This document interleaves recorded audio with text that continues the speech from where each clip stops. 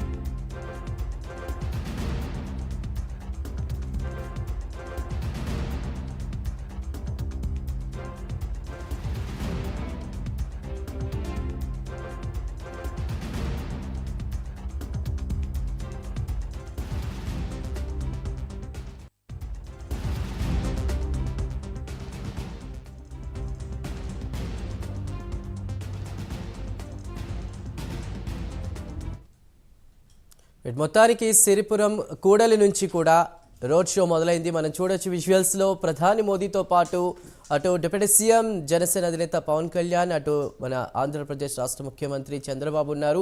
ప్రజలకు అభివాదం చేస్తూ కూడా రోడ్ షో నిర్వహిస్తున్నారు. ప్రస్తుతం అక్కడికి చేరుకున్నటువంటి ప్రజానికం అందరూ కూడా పూలు జల్లుతూ కూడా సాదర స్వాగతం పలుకుతున్నారు. కూటమి ప్రభుత్వం ఏర్పడిన తర్వాత ఈ స్థాయిలో అంటే రోడ్ షోకి ఇంత లెవెల్లో కూడా ప్రస్తుతం వెల్కమ్ అనేది మనం ఫస్ట్ టైం చూస్తున్నాం. ప్రైమ్ 9లో ఎక్స్క్లూజివ్గా మోదీతో పాటు దేశ ప్రధాని మోదీతో పాటు అటు రాష్ట్ర ముఖ్యమంత్రి, రాష్ట్ర ఉప ముఖ్యమంత్రి ముగ్గురు కూడా గతంలో కూడా ఎన్నికలకు ముందు మనం చూసాం ముగ్గురి రోడ్ షో ఆంధ్రప్రదేశ్లో.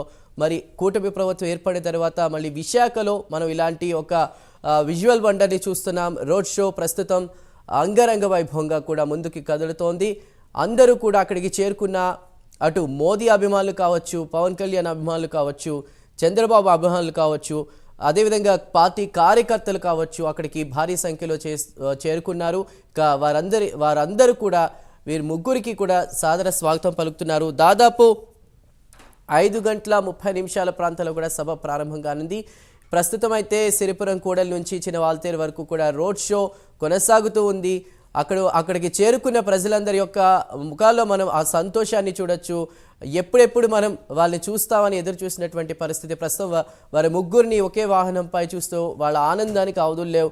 సాదర స్వాగతం పలుకుతున్నారు, అభివాదం చేస్తూ కూడా వాళ్ళు ముందుకు కదులుతున్నారు.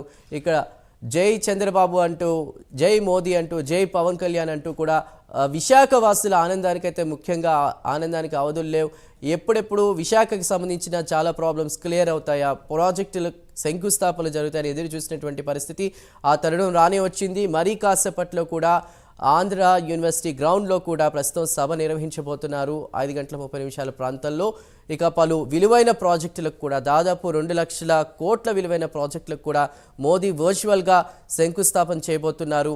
ఇక ఆ సభలో ఏం మాట్లాడబోతున్నారు మోదీ కావచ్చు, చంద్రబాబు కావచ్చు, పవన్ కళ్యాణ్ కావచ్చు, ఎలాంటి విషయాల్ని ఎలాంటి వ్యాఖ్యలు చేయబోతున్నారు, ముఖ్యంగా విశాఖ స్టీల్ ప్లాంట్కి సంబంధించి చాలా రోజులుగా చాలా సంవత్సరాలుగా కూడా ఈ అంశం వార్తలోకి వస్తుంది. మరి దానిపై ఏమైనా మాట్లాడే అవకాశం ఉందా, అదేవిధంగా ఈ స్వాగతానికి సంబంధించి ప్రజల యొక్క అభిమానానికి సంబంధించి ఎలాంటి వ్యాఖ్యలు చేస్తారు, ఇవన్నీ కూడా మనం చూడాలి కొద్దిసేపట్లో. ప్రస్తుతం అయితే సిరిపురం కూడలి నుంచి చినవాల్తేరు వరకు రోడ్ షో అయితే ప్రారంభమైంది. అక్కడికి చేరుకున్న అసంఖ్యాక జనానికి కూడా అభివాదం చేస్తూ రోడ్ షో ముందుకి కదులుతోంది.